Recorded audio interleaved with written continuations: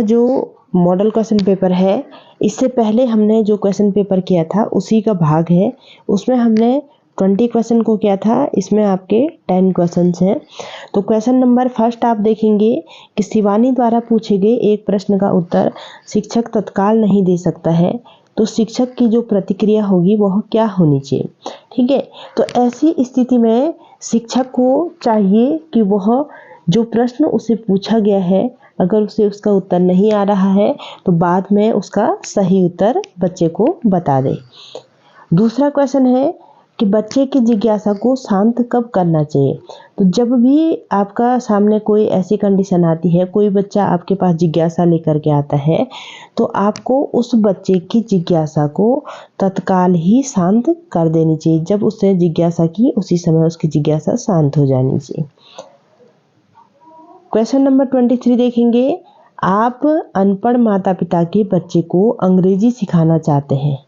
ठीक है, तो इस कंडीशन में आप उस बच्चे को अंग्रेजी कैसे सिखाएंगे। तो आपके सामने बहुत सारी कंडीशंस लिखी हुई हैं, तो इनमें से आप उस बच्चे को, जिसके माता पिता अनपढ़ हैं, जिन बच्चों के माता पिता निरक्षर हैं, ऐसे बच्चों को अंग्रेजी सिखाने के लिए एक अध्यापक को उन्हें मातृभाषा की सहायता से अंग्रेजी सिखाने का प्रयास करना चाहिए। ठीक है,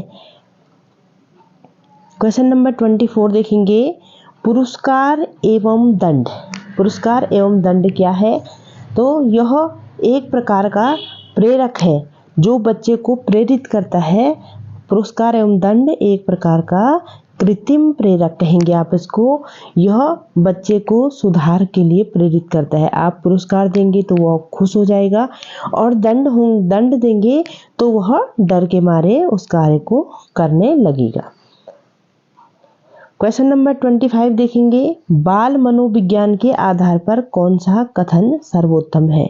तो जब हम चाइल्ड साइकोलॉजी पढ़ रहे हैं, बाल मनोविज्ञान पढ़ रहे हैं, तो हमें बच्चे को समझना चाहिए। तो हमारी दृष्टि में, बाल मनोविज्ञान की दृष्टि में, सारे जो बच्चे होते हैं उन बच्चों को किस प्रकार से आप देखेंगे। तो यहाँ पे आपके पास 4 ऑप्शन दिए हुए हैं। इनमें से आप कहेंगे कि जो प्रत्येक बच्चा होता है वह विशिष्ट होता है। प्रत्येक बच्चा विशिष्ट होता है बाल मनोविज्ञान के अनुसार।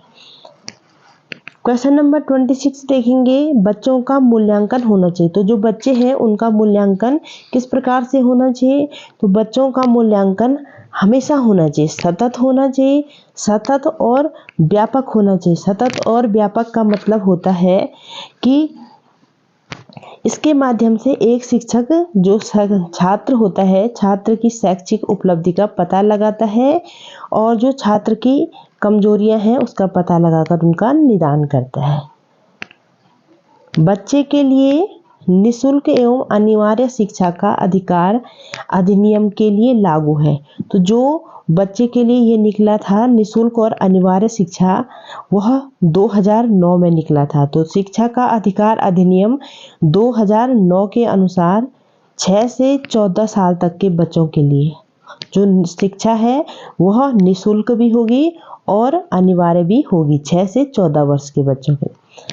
अब देखिए क्वेश्चन नंबर 28 देखेंगे, शिक्षक को ज्ञान होना चाहिए। तो शिक्षक को किस किस चीज़ का ज्ञान होना चाहिए, यह आपसे पूछा गया है। तो जो शिक्षक है उसको अपने अध्यापन विषय का भी ज्ञान होना चाहिए, और उसको बाल मनोविज्ञान का ज्ञान भी होना चाहिए। क्योंकि जब शिक्षक को अध्यापन विषय और बाल मनोविज्ञान दोनों का ज्ञान होगा तो वह बालक के भविष्य का निर्माण सही दिशा में कर सकेगा। तो इसमें आंसर होगा अध्यापन विषय एवं बाल मनोविज्ञान का। क्वेश्चन नंबर 29 देखेंगे, एक बच्चा कक्षा में प्रायः प्रश्न पूछता है, उचित रूप में इसका अर्थ क्या है। तो एक बच्चा आपसे बार बार प्रश्न पूछ रहा है, तो इसका अर्थ क्या है। इसका अर्थ यह है कि जो बच्चा बार बार प्रश्न पूछ रहा है वह उस समय अधिक जिज्ञासु होता है, और ऐसी स्थिति में एक शिक्षक को क्या करना चाहिए, तुरंत उसकी जिज्ञासा को शांत कर देना चाहिए। क्वेश्चन नंबर 30 देखेंगे, एक बच्चा प्रायः अपने सहपाठियों के साथ झगड़ता है, तो आप क्या करेंगे? कई बच्चे होते हैं जो अपने सहपाठियों के साथ झगड़ा करते हैं, तो ऐसी स्थिति में आप उसके साथ क्या करेंगे?